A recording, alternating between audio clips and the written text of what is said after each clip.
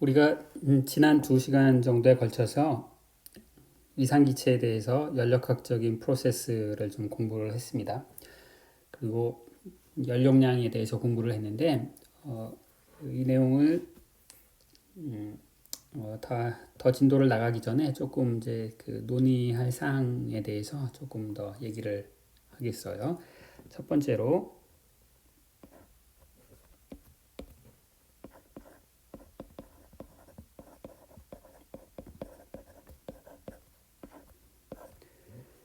우리가 이제 이상기체 예를 들었었는데 이상기체 예를 든 것은 전부 다 단원자 분자인 경우를 예를 든 거예요. 여태까지 했던 것은 단원자 분자. 기체 분자가 있는데 기체 분자가 원자 하나로 이루어진 단원자 분자. 그냥 그림으로 그냥 대강 그리면 이런 거죠. 원자가 이렇게 있고 이 원자의 디그리 오브 프리덤은 그냥 이렇게 3차원 공간에서 이렇게 움직이는 이런 거밖에 없죠. 그렇죠? 그래서 이런 경우에 에너지가 2분의 3 nkbt 그 다음에 상태방 정식이 PV는 nkbt다. 여기서 에너지가 왜 2분의 3이었냐면 여러분 열미 통계 물리 시간 1에서 기억하실지 모르는데 이제 이퀴파티션 시어렘이라는 게 있어요. 고전 시스템에서는 에너지가 어떤 물리 변수의 제곱으로 표시될 때 자, 운동 에너지가 그렇게 되잖아요. 2n분의 p 제곱이었잖아요.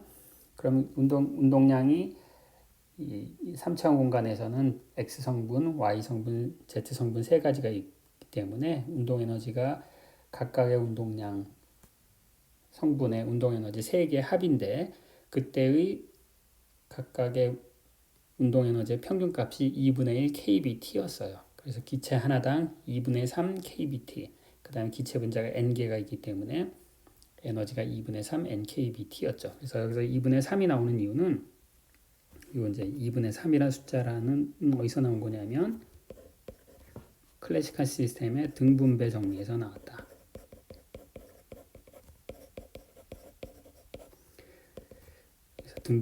등분배 정리라고 하는 것은 에너지가 누군가의 완전 제곱이면 거기에 평균 에너지가 2분의 1 kbt만큼 되어 있다. 이제 그런 뜻이 되겠죠. 근데 만약에 우리가 생각하는 다루고 있는 기체가 단원자 분자가 아니면 어떻게 될까요? 그러니까 예를 들어서 이원자 분자.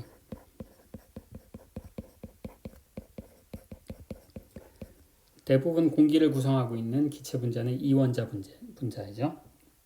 산소 기체 O2, 질소 기체 N2. 그러면 이제 걔도 분자의 모양을 이제 그림을 그리자면 뭐 대략 이제 우리가 이렇게 그림으로 표시할 수가 있겠죠. 그러면 여기에는 디그리 오브 프리덤이 이제 몇 개가 있냐면 5개가 있어요. 5개. 하나는 이제 운동량. 이렇게 이제 센트럴 매스의 운동량이 이렇게 있고요. 그 다음에 이 스프링 방향으로 진동을 하는 디그리 오브 프리덤이 있고, 그렇죠? 그러니까 렐러티브 모션의 그 진동하는 파트가 이렇게 존재하고 또 얘가 회전 운동을 할 수가 있죠. 회전 운동은 이 아령 같은 게 이렇게 돌아갈 수도 있고요. 아니면 이렇게 돌아갈 수도 있고. 그래서 그러니까 전체 에너지를 이제 써보면 센트럴 매스의 키네틱 에너지에서 완전 제곱이 3개가 있고 그 다음에 회전 2가지 방향의 회전 운동 에너지가 있고 그 다음에 렐러티브 모션의 하모닉 오실레이터 같은 게 있어서 하모닉 오실레이터는 에너지가 2개가 있는 거죠. 운동량, 운동 에너지, 키네틱 에너지. 그렇죠? 그래서 얘는 이제 만약에 등분배 정리를 적용한다라고 하면 에너지가 2분의 7 nkbt가 돼야 돼요. 그런데 실제로 이원자 분자를 가지고 이 에너지 이걸 이제 측정을 해보면 어떻게 되냐면 실제로는 이렇게 돼요. 여기가 이제 온도축이고요. 여기가 에너지 나누기 T라고 해봅시다. 그러면 온도가 충분히 낮을 때에는 이게 2분의 3 nkb가 되고요. 그러다가 이 온도가 한 100켈빈 정도가 지나면 이게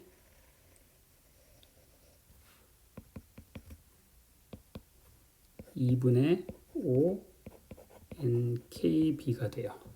2분의 nkb. 이제 대략 이 온도가 100켈빈 정도. 그리고 온도가 더 높이 올라가서 이게 한 대략 1000켈빈 정도가 되면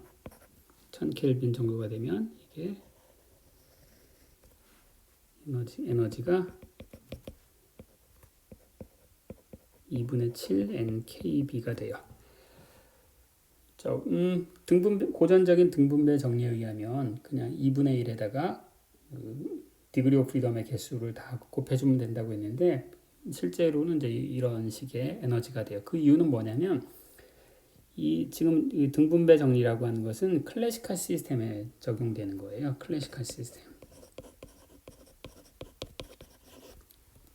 시스템이라고 하는 것은 이제 양지역학의 효과가 이제 무시되는 이제 그런 극한이죠.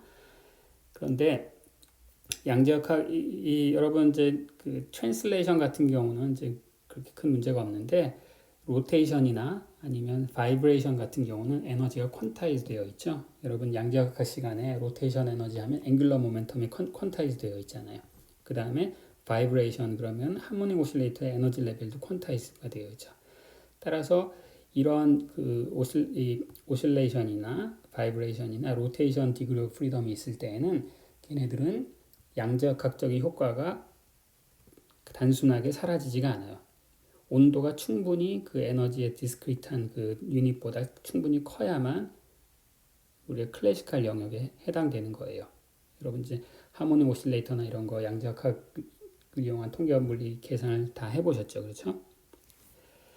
그래서 온도가 100켈빈 이하에서는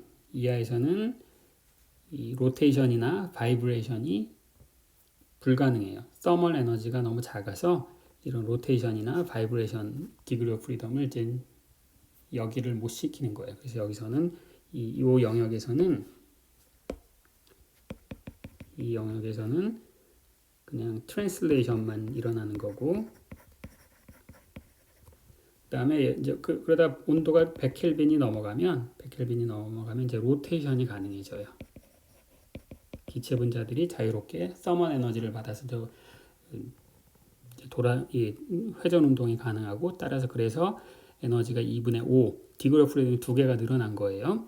그러다가 이제 온도가 1000켈빈 정도 이상이 되면 이제 제일 어려운 그 바이브레이션이 이제 가능한 거예요. 그래서 우리가 그냥 수학적인 어떤 툴로 이상기체란 말을 썼지만 그 이상기체의 결과들은 우리가 그 물체나 아니면 물질을 실험하고 있는 현재의 그런 물리적인 상황이 그 클래시컬한 그런 영역에 있느냐 아니면 양지역학적인 영역에 있느냐 그것을 잘 맞춰서 사용을 해야 되는 거예요. 그래서 근데 이제 대부분의 실제 시로는 이제 요 영역에 있는 거잖아요. 그래서 이원자 분자일 때는 우리가 클래시컬 아이디얼 가스 근사를 사용한다라고 할 때 에너지를 2분의 5 nkb 실온에서 할 때요. 그 다음에 상태 방정식은 여전히 p분의 nkbt 이렇게 돼요. 그래서 내가 사용하는 우리가 관심 있는 이상기체의 분자의 구조적인 특성에 따라서 에너지가 인터널 에너지의 온도 의존성이 달라지고, 이 온도 의존성이 달라지면 이제 여러 가지 앞에서 계산했던 것들 중에 달라지는 게 있겠죠. 당연히 이제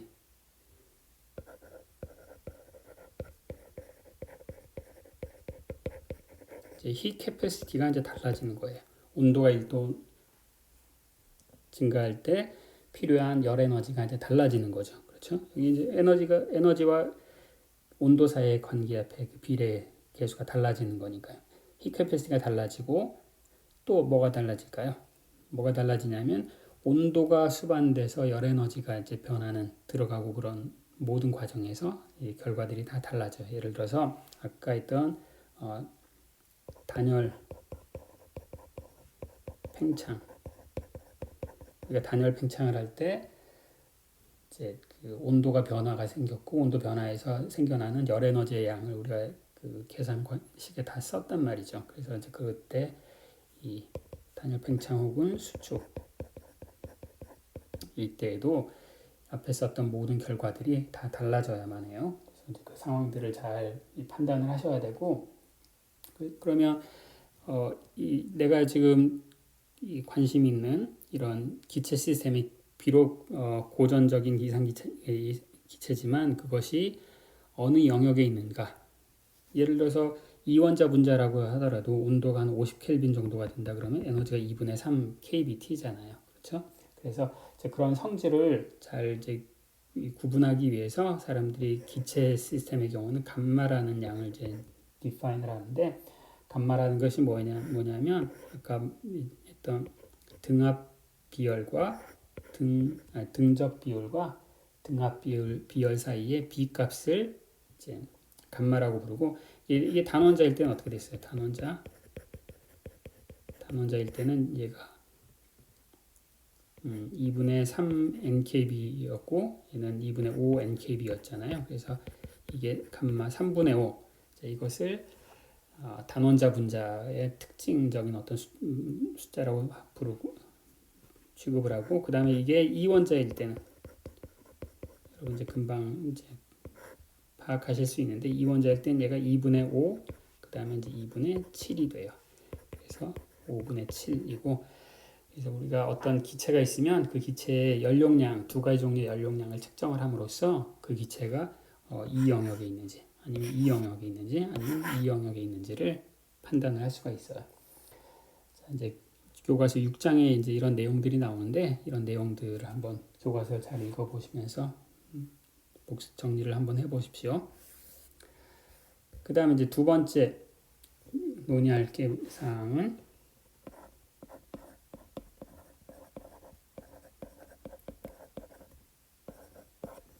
이거는 조금 더 이제 개념적으로 어려운 내용인데 연력학 제2법칙에 대한 내용이에요. 연력학 제2법칙이라고 할 수도 있고 아니면 지난번에 얘기했던 스테이트 펑션의 개념이란 게 뭔지. 자, 지난 시간에 우리가 두 가지 연력학적인 프로세스를 비교를 했어요. 하나는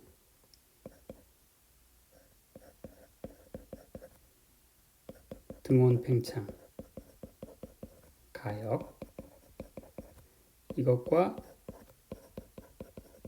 비가역 반응인 자유팽창제 두 가지를 비교를 했었죠. 그때 제가 이제 이런 다이어그램을 그렸어요. 어떤 다이어그램을 그렸냐면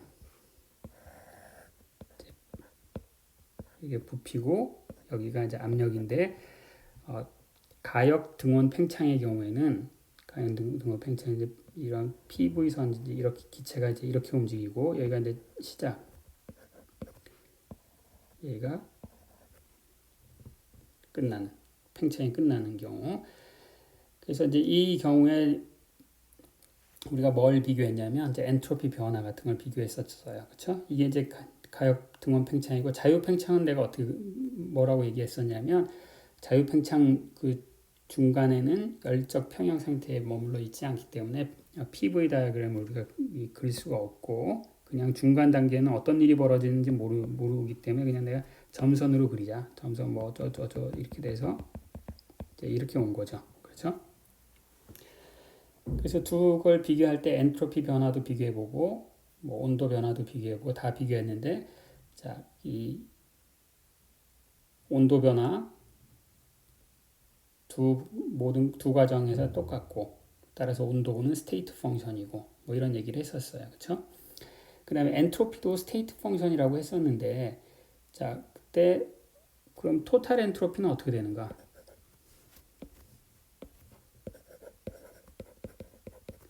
토탈 엔트로피는 시스템의 엔트로피 그 다음에 시스템을 제외한 서멀 인바이러먼트 이걸 이제 열원이라고 부를게요. 열원 자 이건데 이것이 가역 등온 팽창일 경우에는 전체의 엔트로피 변화는 0인데 반해서 이게 자유팽창일 때는 0이 아니었죠. 그러면 가역 등원 팽창이나 아니면 자유팽창이나 시작점과 끝점은 똑같은데 전체 엔트로피 변화가 한 번은 0이고 한 번은 0이 아니다. 그러면 엔트로피는 스테이트 펑션이 아닌가 이제 이런 의문이 드실 수가 있죠. 그렇죠? 실제로 이제 이런 질문을 해주신 학생분도 계셨고요. 자, 토탈 엔트로피는 스테이트 펑션일까요? 스테이트 펑션이 아닐까요? 스테이트 펑션이라고 하면 상태만 똑같으면 중간 과정에는 아무 의존하지 않아야만 스테이트 펑션인데 이렇게 상태가 똑같은 것처럼 보이는데 한 번은 토탈 엔트로피가 0이고 한 번은 0보다 크다.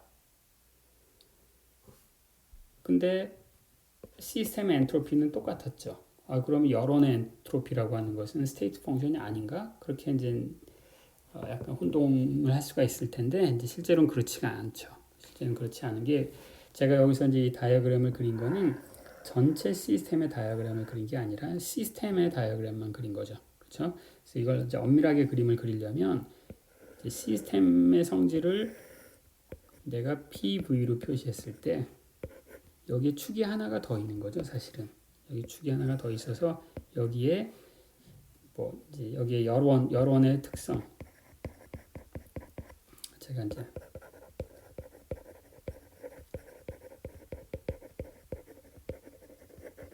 thermal environment라고 썼는데 이걸 이제 그냥 여러 가지 말로 불러요.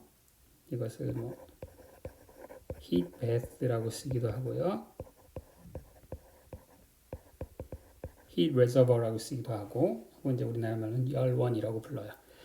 그래서 우리가 토탈 시스템의 엔트로피가 스테이트 펑션인지 아닌지를 얘기하려면 시스템의 상태만 비교할 것이 아니라 레저버의 상태도 이제 같이 동일선상에서 비교를 해야 되는 거죠. 그렇죠?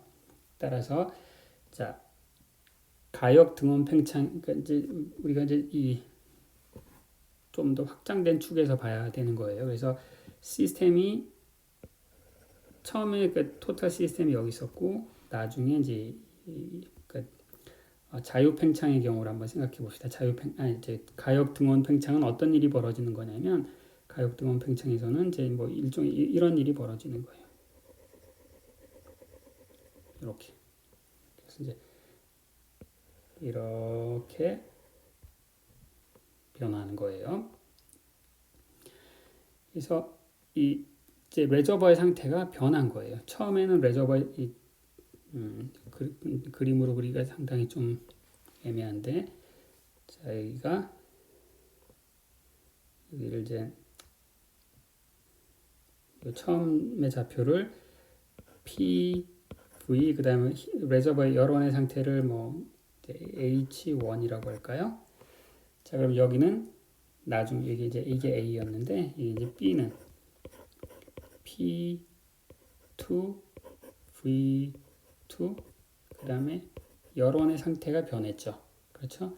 등원 팽창을 시키기 위해서는 thermal heat bath로부터 열 에너지가 시스템으로 전달이 되어야 되니까 열원의 상태가 바뀌었어요. 그렇죠? 그래서 이 열원의 코디네이트가 이렇게 바뀐 거죠. 이게 가역 등원 팽창인데 반해서 자유 팽창은 어떤 게 되는 거냐면 자유 팽창은 색깔을 달리 한번 해서 그려볼까요? 자유 팽창이라고 하는 것은 레저버는 아무런 변화가 없는 거죠. 레저버는 아무 변화가 없어서 레저버의 코디네이트는 그냥 그대로 유지가 돼요. 이렇게 여기서 P2, V2 레저버는 아무 변화가 없어요. 그리고 중간 단계에서 와장창창창 이제 이렇게 변한 거죠. 이게 자유 팽창이고 그 다음에 여기가 등원 팽창이에요. 그래서 이제 아까 지난 수업 시간 이제 우리가 이런 그림을 그릴 때에는 레저버는 생각하지 않고 시스템만 생각하면 시스템의 코디네이트이 변한 건 이게 똑같아 보이지만 우리가 레저버의 상태까지 생각을 하면 자유 팽창과 등원 팽창은 엄연히 다른 거죠. 그렇죠? 이 두 점, 이 점과 이 점이 다르잖아요. 레저버의 상태가. 그렇기 때문에 이 전체 엔트로피 변화가 한 번은 0인데 반해서 한 번은 0이 아닌 이제 이런 일이 가능한 거예요. 자, 의문이 잘 해소됐기를 바랍니다. 자, 오늘 수업은 여기까지 하도록 하겠습니다.